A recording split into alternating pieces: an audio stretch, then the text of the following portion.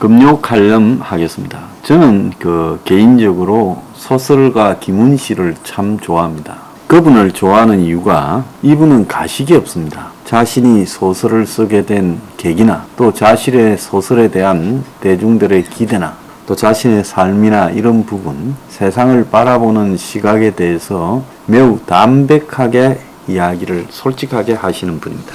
그래서 이분의 문체도 좋아하지만은 이분의 소설도 좋아하는데 최근에 이 단편집 저만치 혼자서라는 걸 내서 이제 언론에 인터뷰를 했는데 오늘 조선일보 인터뷰한 내용에 아주 의미 있는 이야기가 나왔습니다. 이분이요, 내 소설에서 헛된 희망을 기대하지 마라 이렇게 이야기를 했습니다. 그래서 이분의 소설은 우리 현대사의 고통적인 측면을 좌우가 아니라 아주 냉정하게 드라이하게 표현하기도 하고 또 한편으로 인간의 고통은 개별적인 것이다. 개념화될 수 없고 계량될 수도 없다. 즉 측정할 수도 없다는 거죠. 숫자로.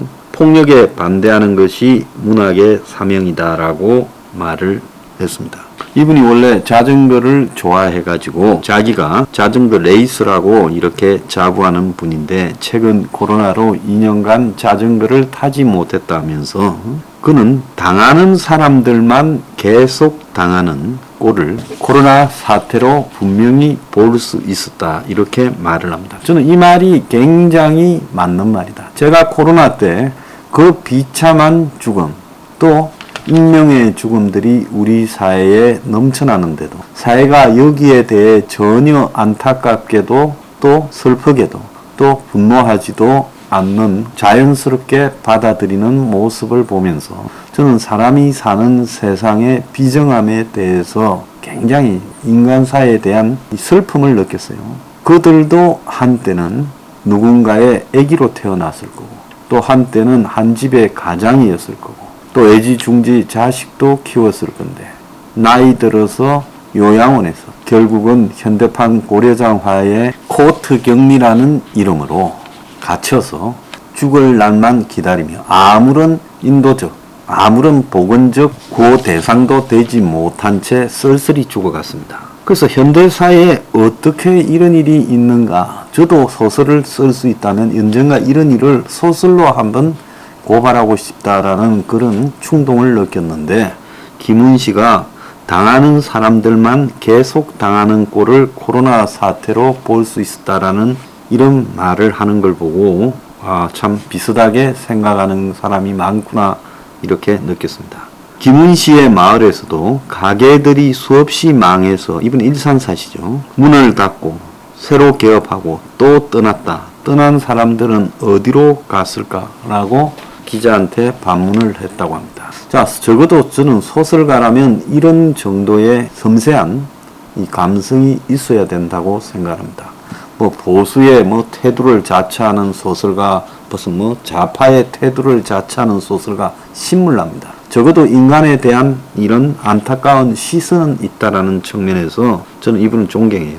그래서 김훈 작가는 자기 소설에서 위안을 찾기는 어려울 것이다. 하지만 희망 없는 세상에서도 인간은 살아내야 한다. 자, 그래서 기자가 또 물었대요. 후배들에게 너무 힘든 절망론이 아니냐 물었더니 말을 덧붙였대요. 멀리서 반짝이면서 인간을 인도하는 희망의 등대는 이 세상에 존재하지 않는다. 나는 헛된 희망에 의지하지 않고 생명의 본능으로 절망에 맞서 싸우는 사람을 써보고 싶었다 라고 이야기를 합니다. 그래서 이분의 글에 등장하는 이 단편 소설 내용은 노량진에서 국업 공무원 준비생들의 이야기를 다룬 것도 있대요. 그래서 이분이 소설을 쓸 때 직접 시험 문제집도 구해 들여다 보니 공무원직 수행과 무슨 관련이 있냐 싶은 문제들이 많았고 과거사 정리위원회 작업으로 발간된 보고서를 읽어보니 이 진실 화해를 위한 과거사 위원회라는 게 있었잖아요. 납북됐다가 돌아와 간첩으로 몰려 13년을 형을 산 어부의 삶을 그 소설로 썼다는 거예요. 보고서를 모두 읽었고 비슷한 사례들이 반복되어 괴로웠다. 그때 사람들은 그것을 모르지 않았지만 다들 입을 다물고 있었다. 이렇게 표현도 했습니다. 자, 그래서 이분이 과거에 단편집을 쓰고 난 뒤 16년이 되도록 단편집을 안 썼는데 자기 이야기가 우리에 대해서 너에 대해서 쓰지 못하고 나의 이야기만 했다. 이렇게 지금 고백을 했다는 말도 했습니다.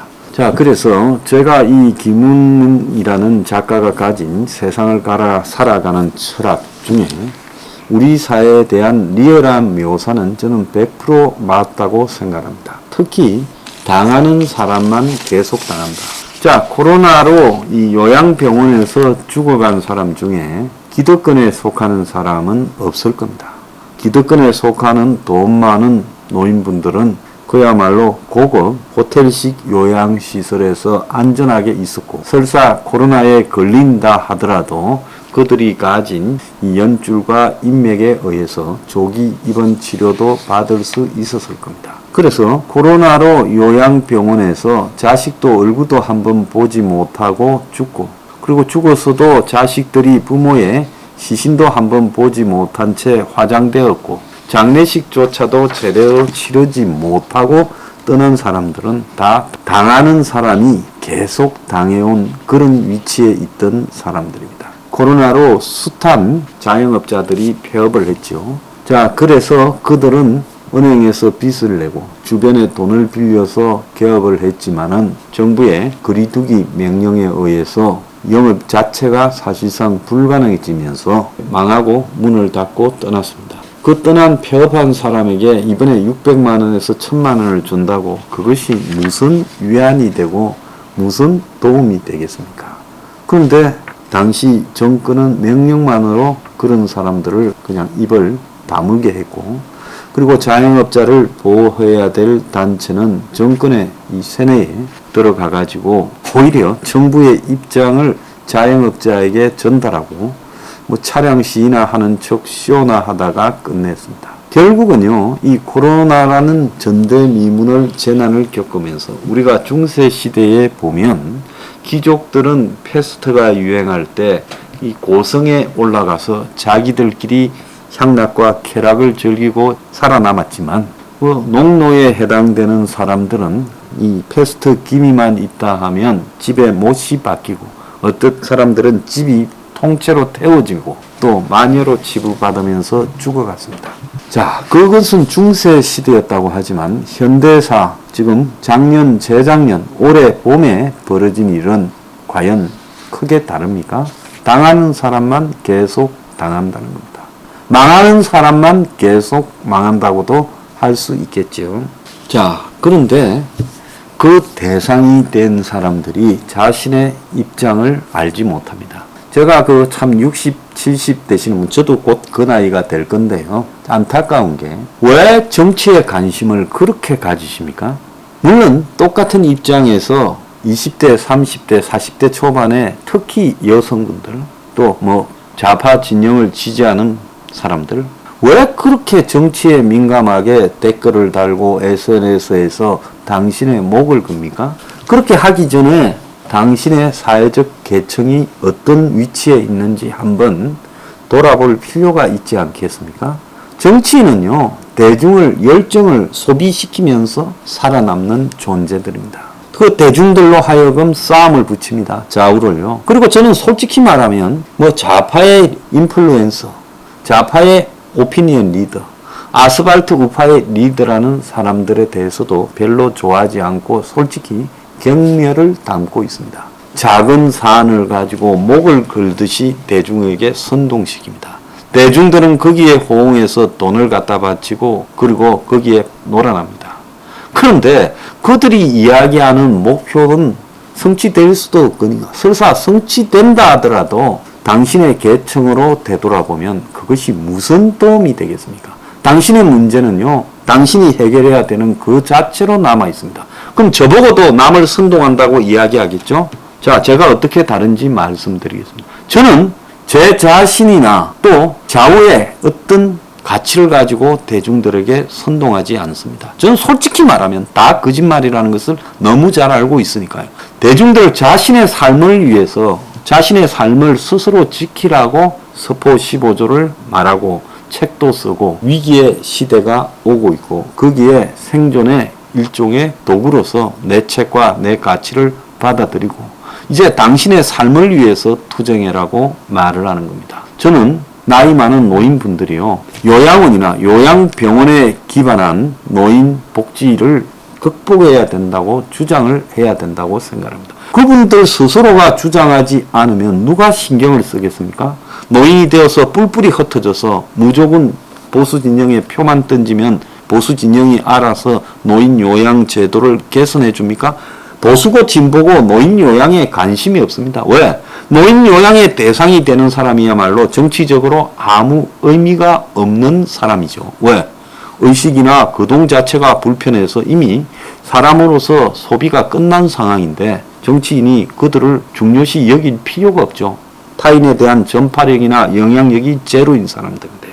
자기 자신도 챙기지 못하지 않습니까? 마찬가지로 집도 그렇습니다.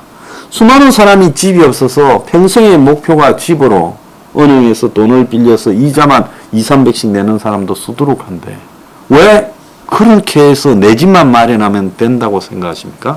당신 집만 마련해서 은행에 빚내서 모든 사안이 편안해졌어요? 아니잖아요. 집값이 올라가기는커녕 집값은 떨어지고 이자는 올라가면서 당신의 삶에 최소한의 평화도 깨어지게 생겼어요. 자영업자가 망하는데 이렇게 망하게 만든 정권을 향해서 왜 아무도 폐업한 사람은 많지만은 목소리를 안 냅니까? 그 모든 것이 정당하게 진행이 되었습니까? 그러니까 싸울 줄을 모르고 정치적으로 진영에 의해서 소비되어 버리니까 한마디로 당하는 사람만 또 당하고 앞으로도 당할 것이다. 제가 오늘 소설가 김훈시의 이 인터뷰를 보면서 금요 칼럼 소재가 생각이 났습니다. 여러분들 좀 잘 생각해 보시기 바랍니다. 이제 자신의 이해관계를 지키고 자신의 생명을 지키는 일, 거기에 관련되는 거 말고요. 괜한 일에 흥분하고 나서고 몰려다니고 그러지 마시기를 바랍니다.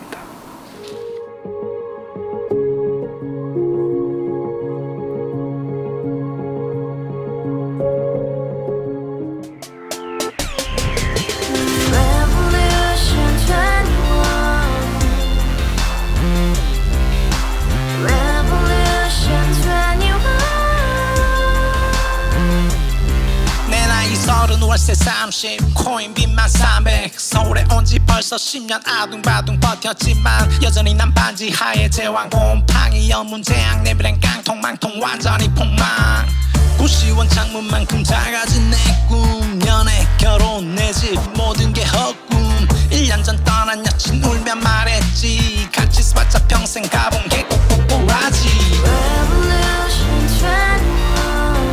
가바후스 700 나도 소유주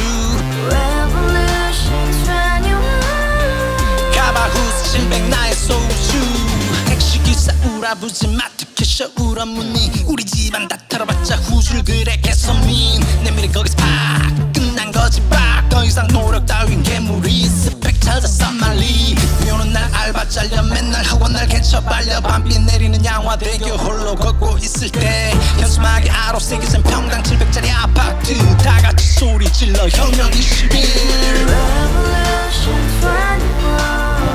가바후스 700 나도 소유주 가바후스 700 나의 소유주 You and I, we live together in the house brand new day and your dream had just begun Revolution 21 only hope and happiness 너의 곁에 내가 영원히 지금까지 정치인들 입만 열면 찝찝찝 개소리 멍멍멍 쳤다 하면 뻥 잘난 부모 만나 잘난 학교 나오면 뭐 하나 우동살이 꽉 찬 대가리 깡통 소리 통통 저 푸른 초원위에 그림 같은 집을 짓고 평상